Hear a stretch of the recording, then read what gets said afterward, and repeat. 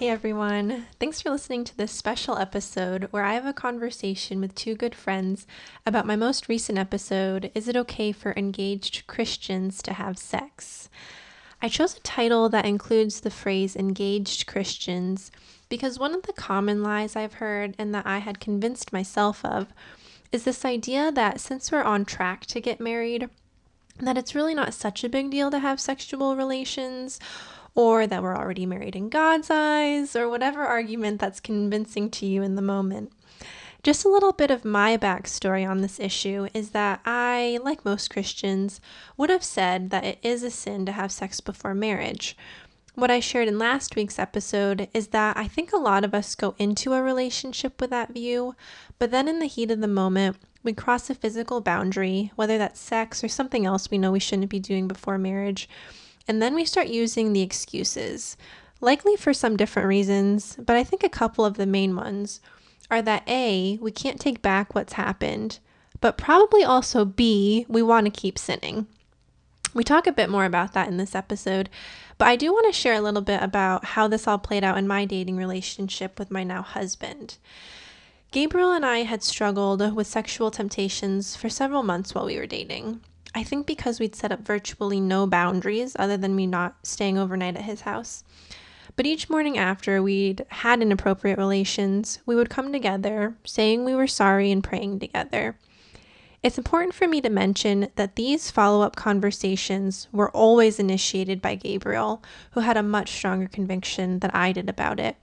Again, because I was using those excuses that being physically intimate with him was fine because I knew I wanted to marry him.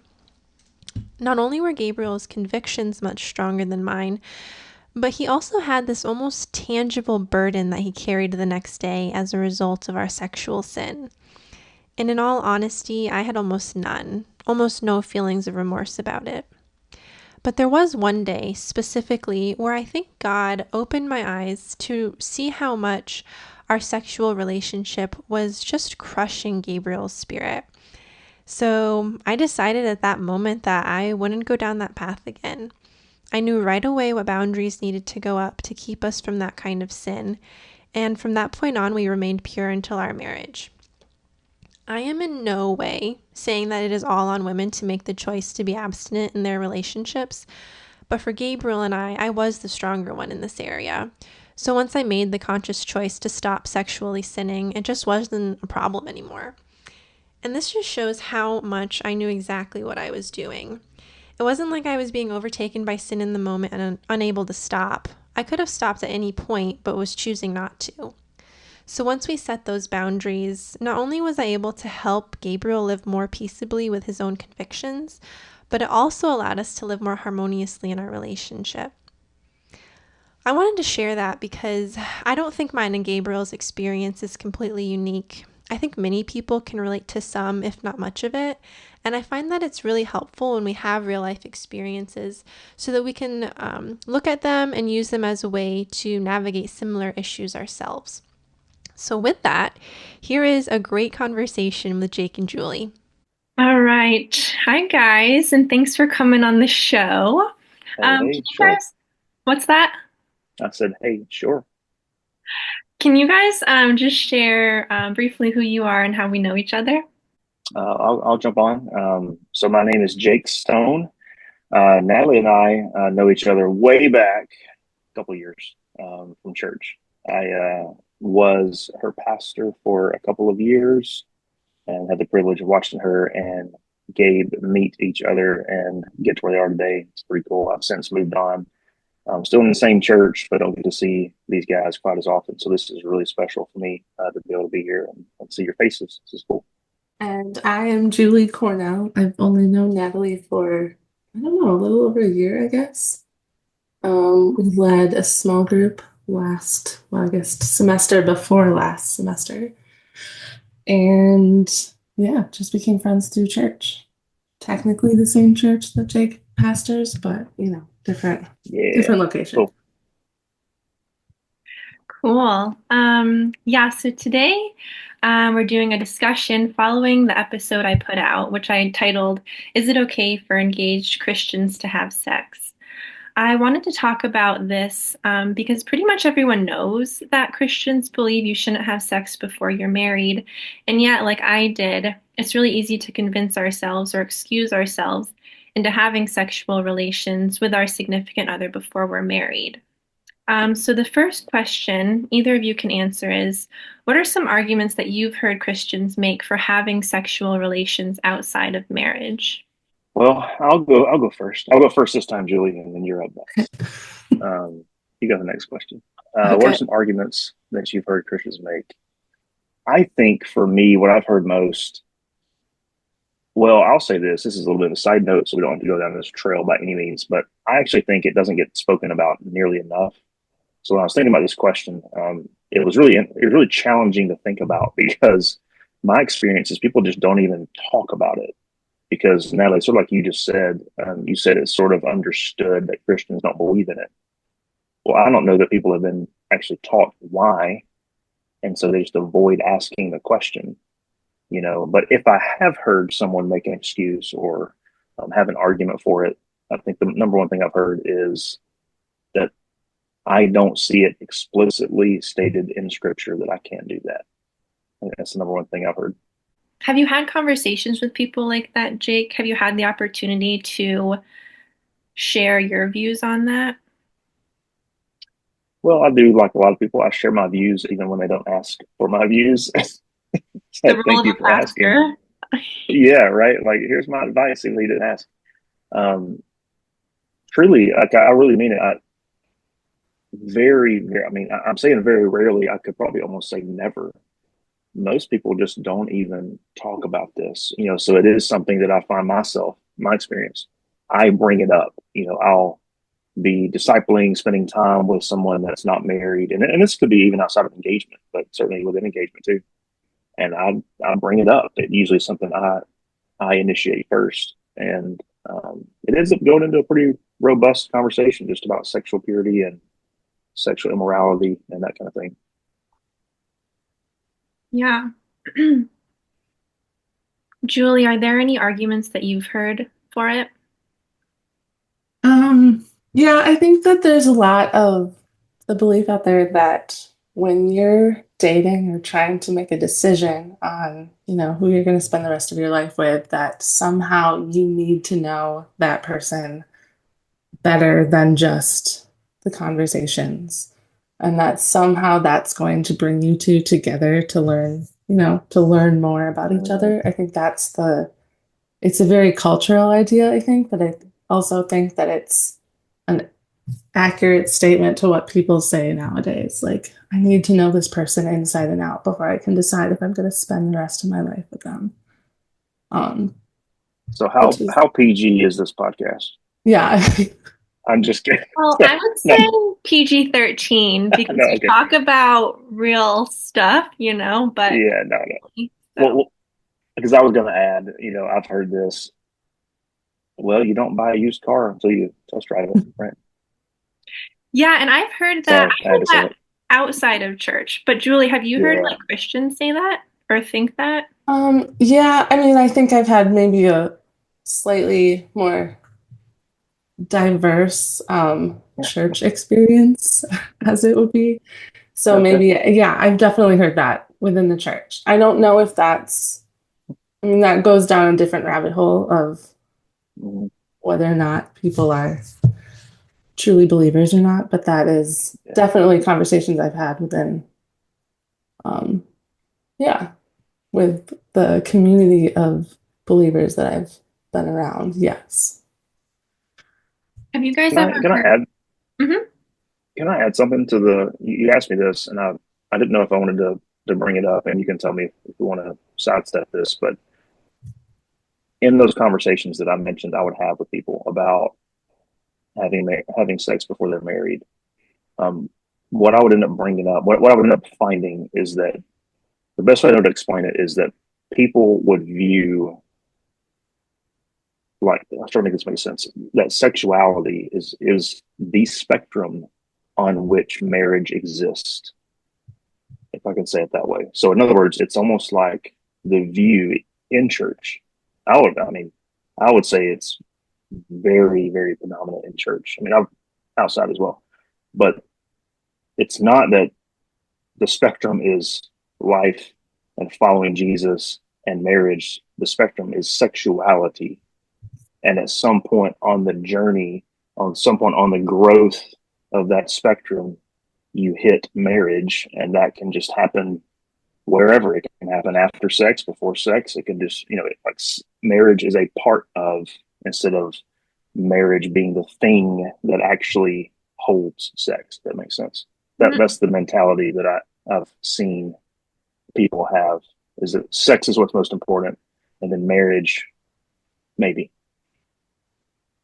Yeah, that's really good, Jake. And I would say I've seen that a lot too. And I mean, even for myself, right? When I was engaged and dating Gabriel, that was like, I just couldn't wait, right? Like that was the pinnacle I thought of our relationship, right? That's what That's we're right. working Pinnacle. Good towards. word. Yeah.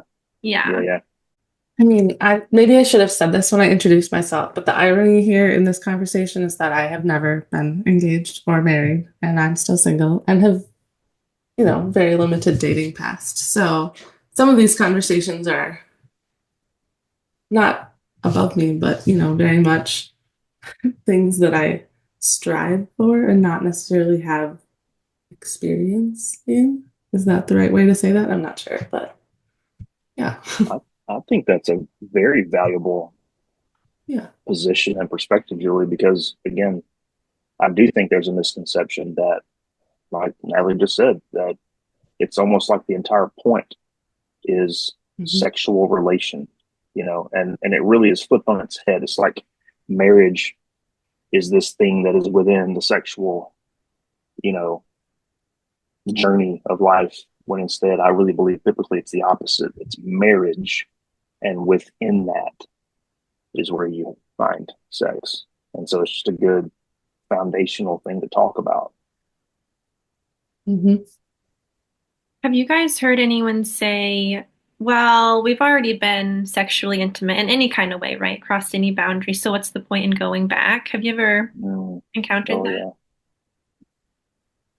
yeah, yeah, absolutely.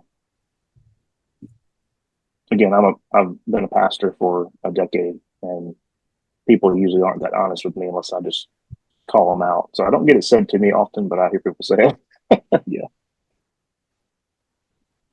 Yeah. What do you think the thinking is behind that? Do you think it's just them wanting to excuse their sin, or do you think they actually believe like it's a mistake and they can't go back, so why not just keep doing it? That's both, right? It's got to be both. Yeah. But I mean, let's face it. Again, another foundational understanding of sex is that, I guess I'm saying this a bit arrogantly, but I think people would agree, if you're a believer, if you're a Christian, that sex was created by God, and God created it not only for procreation, but He created it for pleasure. So let's face it. I mean, once you've encountered it, it's pleasurable, right? I'm not trying to be too weird here, but there's just truth in that. Like anything we encounter in life that God's given us that is fun or feels good, so there's just that carnal drive that we have, so I think we're going to go after it, and we're going to say anything we can to do it. But actually, I'll be honest, I don't, I'm glad you said that, Natalie, about people actually feeling almost sorrowful for it. Um, I tend to be a little less gracious, unfortunately, so I don't think about that often, but I bet you're right. I bet people do that. Yeah. Yeah, I think I talked about it in the episode, or at least I was considering it. Oops, sorry, my computer's about to die here.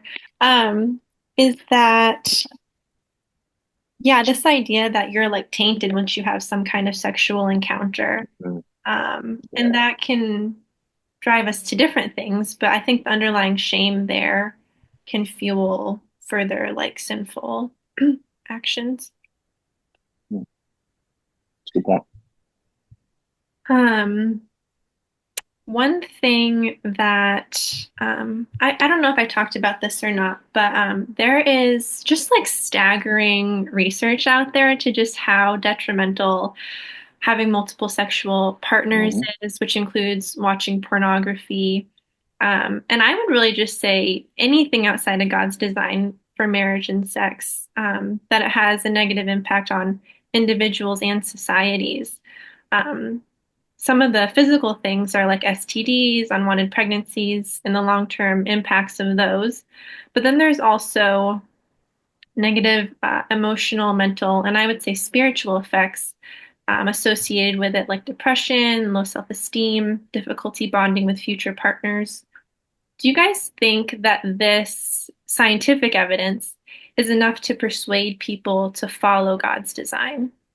I mean, truthfully, I find it hard to have these rational conversations with non-believers. I think believers will just find it like if they're on the same path, they'll find that as like evidence of like, oh yeah, this is God's design. That's awesome because, and it proves itself that way. I mean, I'm not sure what the aim of that question was, but I still think that trying to rationalize it with unbelievers is still difficult, even with the evidence, because that, even though it's scientific, it's still hard for people to like grasp that. Mm, And I yeah. think the easy one to grasp is like STDs, but other than that, like mental health, there's so many other things that come to play there. So it's hard for people to just, say that's the one thing that has changed that. But I'm not sure Yeah. how I would answer that.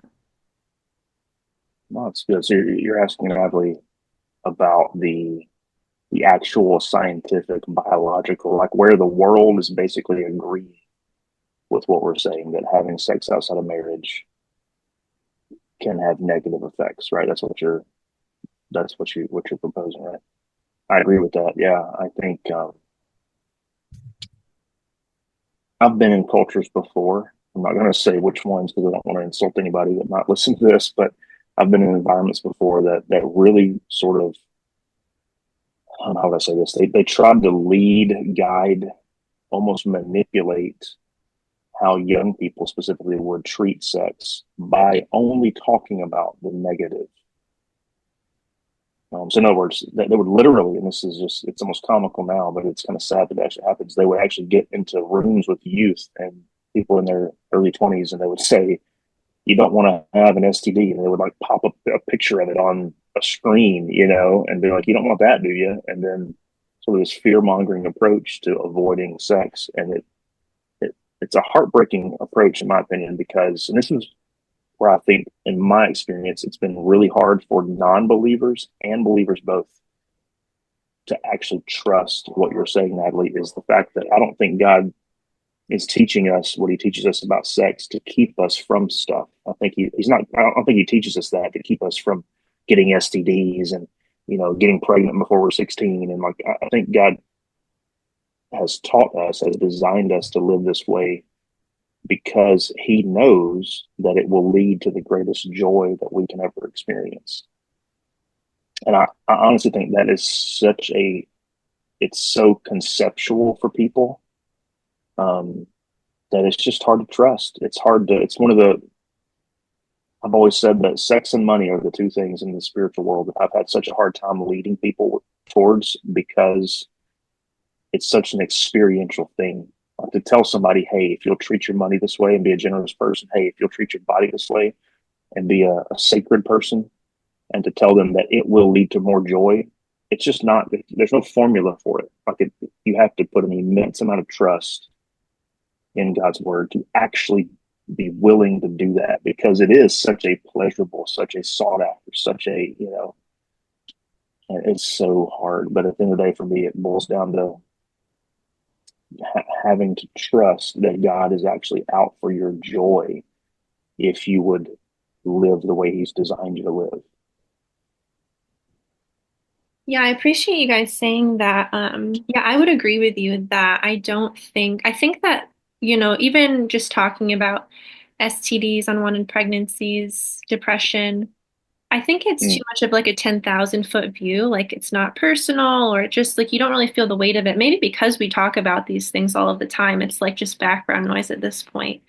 But I appreciate you yeah, saying that, Jake, because I was trying to answer these questions that I was going to be asking you guys, and I probably, unfortunately, do have a fear-mongering approach to it. Like, Okay. Let's not put any pictures up here, please. Okay. Don't do that. I'm glad to No. hear your Yeah. take on it because that's a Yeah. good Yeah. Yeah. perspective for me. Well, it's true though, right? I mean, it's not. I'm not saying it's not. Those things aren't true. I just don't know that it can be the foundation in which people actually. I mean, think about it. Like, I don't. It's sort of the same approach to say, hey, do you want to give your life to Christ or do you want to burn in hell forever? That is not the good news of Jesus. We aren't saved from something; we're saved into something, right? And it's the same thing. Like, it's not. God's not like giving us these boundaries, and if we don't live within them, then we're going to be smited in some kind of way. Whether it's brought on by ourselves or others. It's just God knows what He knows. He knows what's up. He knows how we should live, and there's joy available. Mhm. Yeah, and I agree a lot with what you said, Julie, that once we already have this like foundation of what we believe about God, then it's like all the science that supports it just like increases our faith. Yeah, it's Um, good. I have heard of people, I can't think of any now. Oh, maybe like Lee Strobel, like saying that they found all this scientific evidence or whatever, and that led them to Christ. But I would say Mm-hmm. that's like the exception. I don't think most people come to Jesus that way. Yeah, Would you guys agree with that? Yeah. Yeah. At yeah, least I, that's I you agree. don't hear that You as don't hear often. people say that it's like actual like evidence that leads them to life in Christ. Is that what you said, Julie? Yeah, I would say that it's usually the feelings and are are more Yeah, apt to being the things that lead people to Christ. I don't know if feelings is the right word, but something like the experiential yeah, side of your faith and not necessarily the evidence. I think it increases your faith afterwards, but although we're still a very small portion of the world, and I'm sure that this is not true in other countries, but yeah. Yeah, that's a good oh, point. that's true. Yeah, that's a good point. Yeah, I've heard stories. I'm like, yeah, right. you know, Yeah. on stuff happening, but yeah, does the science actually lead someone to salvation? I don't know. That's a hard one, right? I do think there's this way to look at things where if someone can be argued into faith, then there's a potential they can be argued out of faith. It's sort of how I've always viewed it. It's not Mhm. apologetics. I love apologetics, but I'm careful with it because I don't know that we can ever get to a point where we say, okay, Julie, okay, now, okay, Jake, we're going to answer all of your suspicious questions you have about God. And then you can, I think Julie hit the nail on the head, man. It will strengthen. That's not the word you used, but it'll strengthen your faith. I think that's been my experience. Another thing that I talked about was the idea that even though we have many rights as Christians, that sometimes exercising those rights can be taken a certain way by other people, maybe less mature Christians. I'll just share an example. So mine is that, and actually, Jake, you in LA were mentoring Gabriel and I when we were engaged to be married. And so while we were engaged, we went on a vacation together for like a week down to North Carolina. Hey, don't pull us into this, okay? This was your decision. Yeah, I'll I'm say just kidding. Keep Not, going. Just kidding. Just Jake did keep not going. I'm kidding. endorse this trip. No, I don't think we actually had a conversation too much Yeah. about it, but yeah, so Gabriel and I went on this trip. And prior to that, Gabriel and I had struggled with temptation, but by the time we went on this trip, I knew that we wouldn't struggle because of the boundaries that we'd set in place. But I question now, even though we had a great time, it was a lot of fun. I just question like, was that possibly a stumbling block to other Christians who would have seen this engaged couple going on an overnight trip alone together? And maybe they could think to themselves, well, I can do that with my boyfriend or girlfriend, right? And who knows, maybe they would already think about doing that, but maybe that would just kind of be, something they took to mean that it was okay. Yeah, so my question for you guys is just where do we draw the line of exercising our freedoms, but also considering that exercising those freedoms could potentially be a stumbling block to others?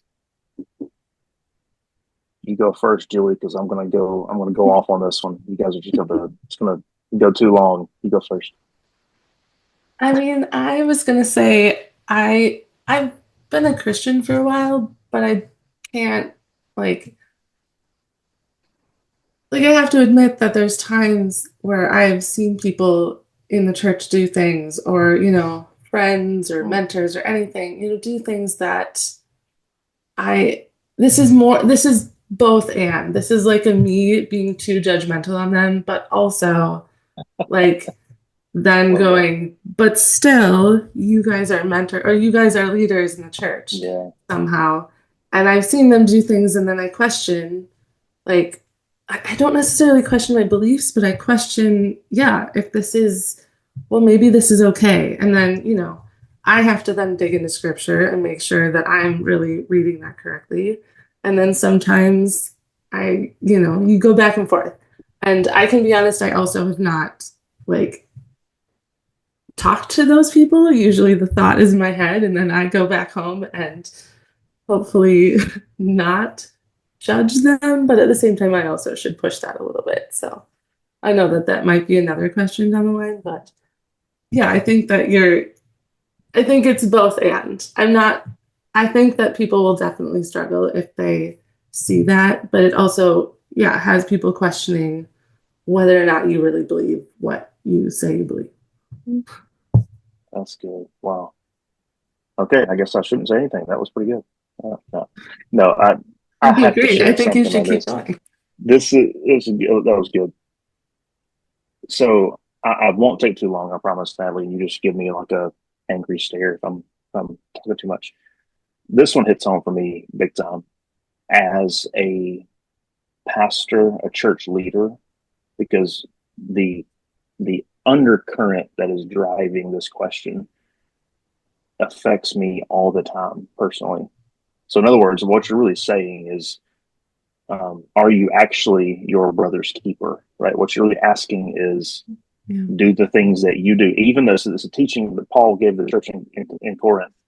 Like, just because you're mature enough and you have the ability and license and freedoms to do these things, does that mean you actually should still do them, even though your brothers and sisters around you aren't quite mature enough to know that you have that freedom or aren't quite.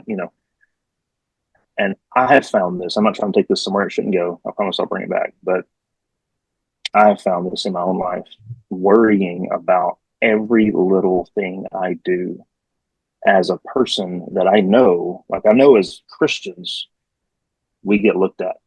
But as leaders in the church, we are like living in a glass fishbowl under a magnifying glass sometimes, right? I'm telling you, I have had um, fears and thoughts of the kind of clothes I wear, if I buy a new pair of shoes, the vacations I go on, if I go on any, taking days off. I mean, just like crazy things. Truly, like it's not just crazy, unfair things because of the unhealthy side of what you're bringing up, of how we can do what Julie was saying in a very unhealthy way, right? We can look at people, have no relationship with them whatsoever, have no idea what's going on. We do this all the time with YouTube shorts and watching church leaders online and all kinds of stuff, right?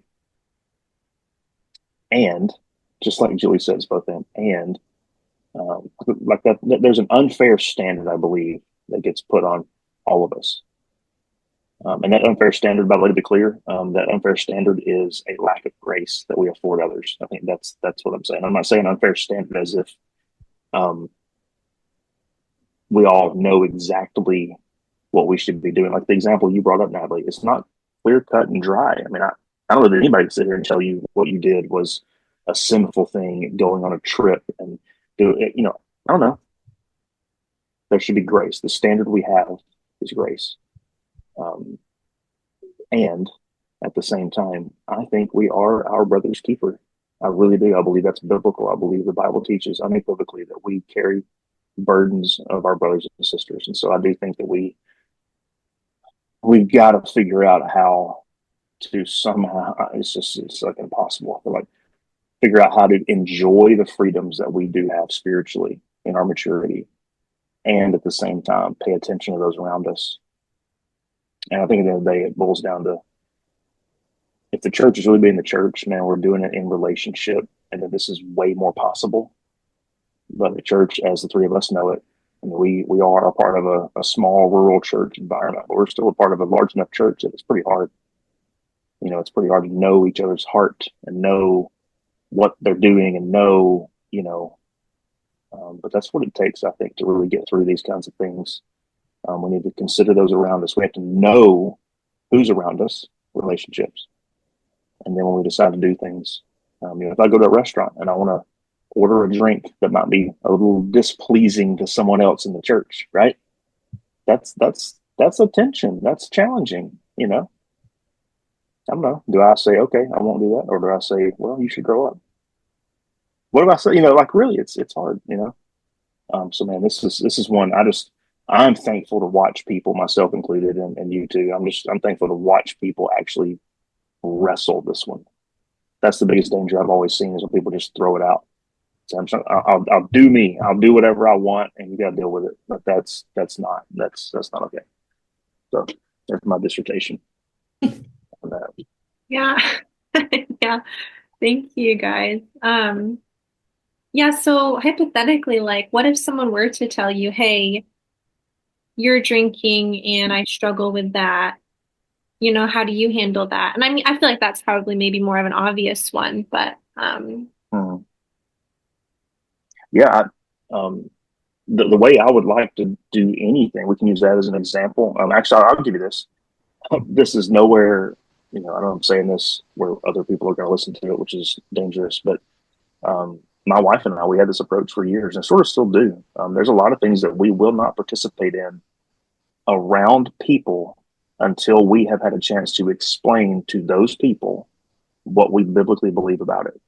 These tense issues like drinking or like whatever, like we just won't do it unless we know the people, we've had a conversation, all the way down to like certain movies we've watched with people, to different things, we won't engage in it until, so it all boils down for me to the relational dynamic of it all. And sometimes that's just impossible, right? Because you go to a restaurant, you can't go into a restaurant and be like, excuse me, everyone, I need to have a moment, you can't do that, right? So yeah, it's hard, but I do think it has to be done within relationship. It has to be done, like me and my wife, knowing you and Gabe,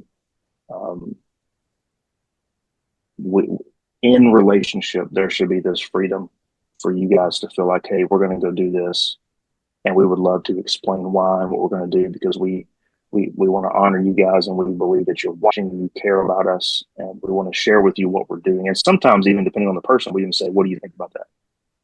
So these things should happen within relationship, all of it. And when it's outside of relationship, that's where this gets almost impossible to navigate. yeah, I would agree with that. And I really appreciate that just being an opportunity you use to have a conversation. Like you said, and asking the other person at times what their views are on it. Yeah. Yeah, you mentioned, Jake, that yeah, we have to be in relationship to talk about these hard things. Why do you think that so many of us are afraid of addressing the sin that we see in other Christians' lives, even if we are in close relationship with them? Because we all own a mirror, I mean, truly, we all look at ourselves physically and spiritually every day, whether we really do that or not, whether that comes across in a loving manner with our Bibles open, spending time with the Lord and He's loving on us, or whether it comes from shame and guilt.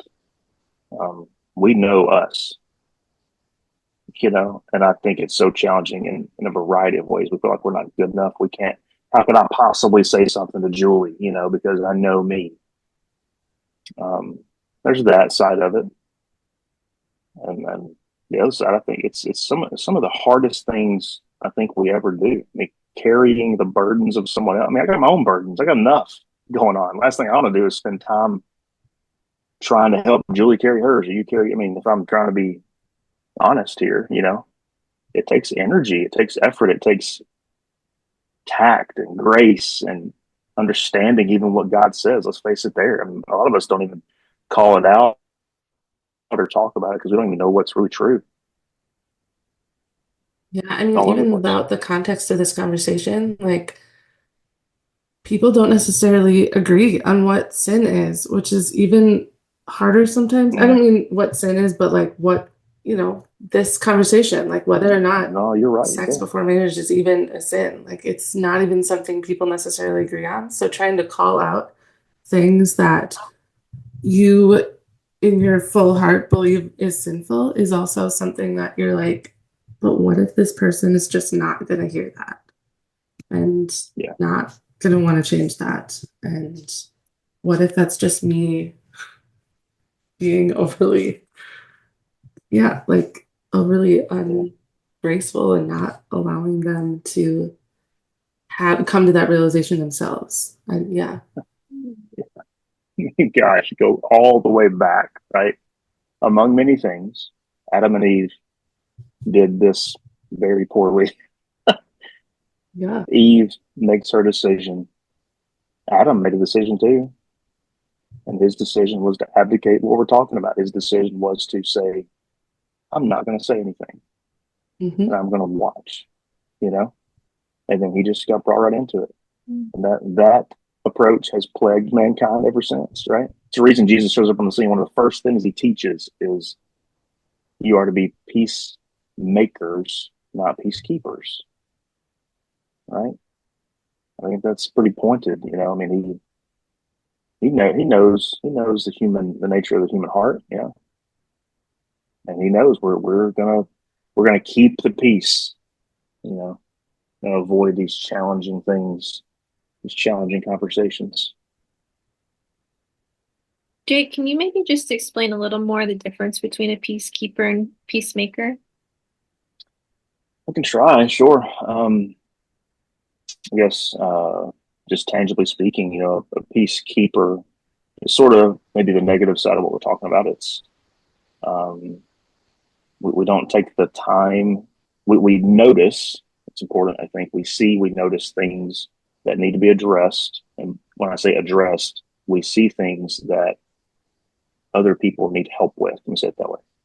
Um, and we decide to not help them in the way they need help. We decide to help them in the way that maybe we want to help them, in a way it's easy, in a way that's, so peacekeeping, for instance, could be, hey, I know my friend. This happens to ourselves and to others, right? Hey, I know my friend is really in a depressive state right now, and we can peacekeep in that situation by giving them something, helping them go to something that's actually not helpful for them, because it's the easy thing to do. It's the comforting thing to do. It puts a smile on their face immediately. We do this for ourselves all the time, right? We keep the peace within our own mind and heart daily.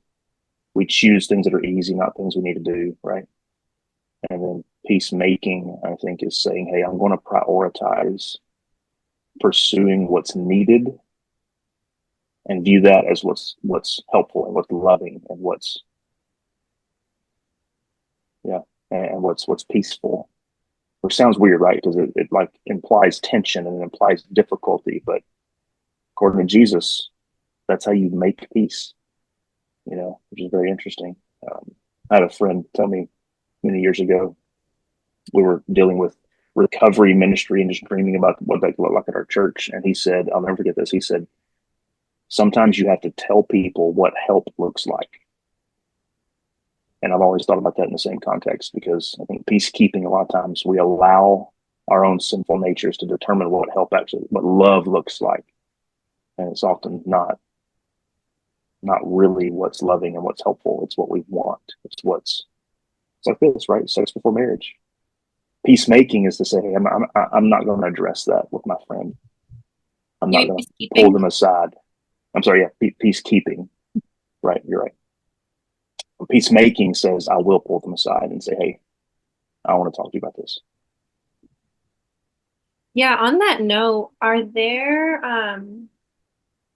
ways you've seen be effective and ways you've seen be ineffective in confronting this or any kind of sin in someone's life?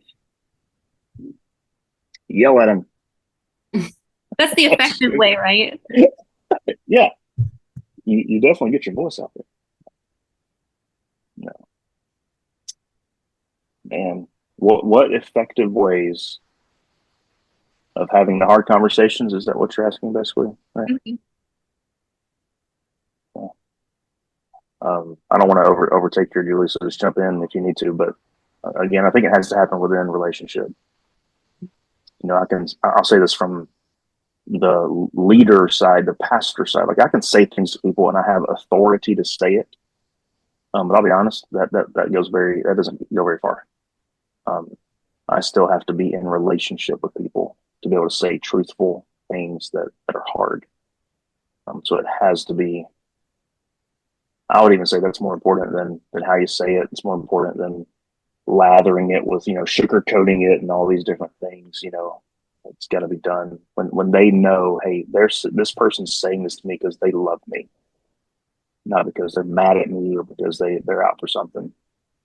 So, a question I've thought about is do you guys think that as Christians, we should be able to receive correction just like openly, just like at any point in time in a conversation, like just on a Sunday morning? Should someone just be able to walk up to us and be like, hey, I've seen this going on, right? Yeah, open fire. I don't know. I mean, like, still with grace, right? Like, follow, Listen, I but do not need to answer this question. You're asking a pastor. Like, of course, I'm going to say yes. Has anyone That's stopped terrible. you during a? Terrible answer. Go, Julie. You got this. No, I was gonna say, has anyone stopped you during a sermon just to? Right. No, I'm just kidding. I've been actually thinking about this lately. Maybe it is because I live alone and I don't have this to like go off of. So, I'm always waiting for people to tell me things wrong, and usually it's my mom right now, but that's okay. Um, tell me everything that I'm doing wrong in my life. But I do think like sometimes I know that I'm always gonna act defensive, but often I like in my like deepest soul, I crave that. Like I want someone to like love me well enough to be like, hey, I'm concerned about this. So like right now, Natalie kind of knows this, but I'm like sort of struggling a little bit with authority. And maybe I shouldn't say a little bit. I probably am struggling a lot with authority. And trying to like have people who are nice enough to say like, hey, you really need to work on that, but at the same time like struggle through, whose authority I need to be under and things like that Yeah. as a single person. I would say yes. Like I do think that we should always be ready for that, but I think not just as a culture, I mean it's just a sinful response to always be defensive of that. And if we could get into that time of accepting, people calling you out for your sins or then being able to admit them readily and come to that, like that's, yeah, absolutely. I would hope for that. Do I think it'll happen? I don't know. Or have maybe people have seen it. I'm not sure. I guess I don't think I've seen it fully in my own life. yeah, I was just gonna say, I think about Yeah. like in the letters in the New Testament, people call out specific people in the church, right? And like, I mean, I don't know, like maybe we should bring that back. I mean, would it turn some people away? I'm sure, but like also, would it not strengthen the faith of whoever remains? Listen, that's actually a very interesting point because I remember we went through the book of First Corinthians last year, and there was a moment towards the end of that letter where it was really weird because Paul, who was writing it to this church, right, writing a letter to a bunch of believers, he had this moment where he like talks about essentially that the people outside the church will actually be attracted to you calling each other out. That's my like, I'm oversimplifying and summarizing that, but like it was a very weird dynamic that he introduced towards the end of the letter, at how you treat each other in that honoring, honest, loving way, how it actually is attractive. It actually is something where the world's going to look at that and be like, what in the world is going on there? So and what Julie's saying, my gosh, and that's spot on. Like there's something deep within us, I think, that truly craves that. Again, in proper context and in Yeah. proper, again, relationship and love and grace and all that. And I mean, I remember, I say I remember, it's going to be a very bad remembrance here, but there was a sermon we prepped for a couple of months ago. And I just remember I had a translation of the Bible that translated a word, and it had the word warning. That was the word. It was translated into the English word to warn others. And my translation was the only one that had that word to warn. The other translations said to exhort. And it was this really weird moment where like I'm like, wait a minute, I've never considered somebody like having the gift of exhortation as that. I've always considered that being the gift of encouragement. And I think it is, to be clear, but to make my point. The translator of the Bible that I had translated it to the word warn, which sort of like communicated to me that there is a deep relation among all of those things. To encourage and to warn, really is like the root. It's the same root thing, you know. So I think there's this element of also, I mean, pay attention, right? Pay attention to who you're talking to, when, where, what they're going through. Like I'm the world's worst, man. I receive, like, the way I grow most is by somebody telling me I'm stupid and I'm wrong, and like it's really unhealthy, like it's really bad. But that's just how I mean, I don't know. It's like how I grow, how I like, make changes in my life. Is somebody has to like be blunt. I don't like it. I mean, to be honest, and that's me though. That's not everyone else, and I have to be aware of that. That not everyone else responds to those same things. I've got to learn how to be more encouraging and speak value into people's life in that way, and that can actually lead to change. I always try to define that word exhort to the teenagers when I used to, well, I guess I'm still sort of leading youth, but it defined it as call to action. So you're Call to calling someone action. to Okay. action. So you're either Yeah, calling them yeah, to action in a good way or you're calling them to action to fix sure. something in their lives. So yeah, I agree. Yeah, it was so cool. It's so funny because the people that were reading the scripture, they were using the word exhort, and we were all interpreting it as like this, like this lovey-dovey, encouraging moment. And I'm like, wait a minute, my Bible says warn. Everyone's like, well, throw your Bible out. What is that? Like, get it out of here, like, hold on. But yeah, that's really good, Joey. That's cool. All right, so we won't count on you or Paul on Sunday calling people out by name and shaming them in front of the congregation. Well, listen, I don't, oof, yeah. Again, I mean, truly, like, that's a really good thing to talk about, though. Like, can of worms, I won't open it, but I mean, church is just different in 21st century America than it is on the pages of our Bible.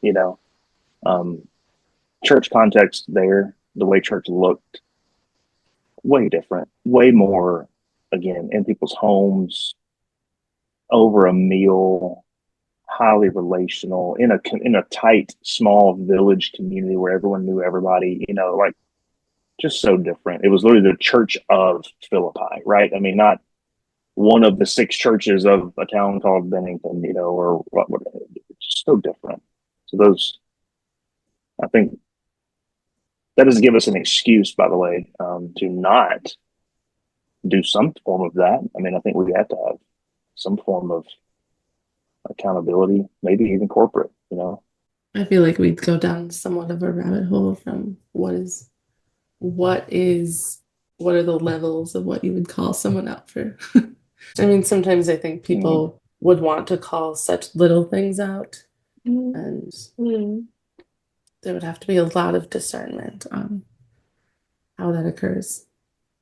Yeah, when I was just thinking about possible reasons why we're afraid to call out sin, yeah, I was thinking like you mentioned, Jake, just like this idea of like you do you and I'll do me or whatever. That's just like easier and more comfortable.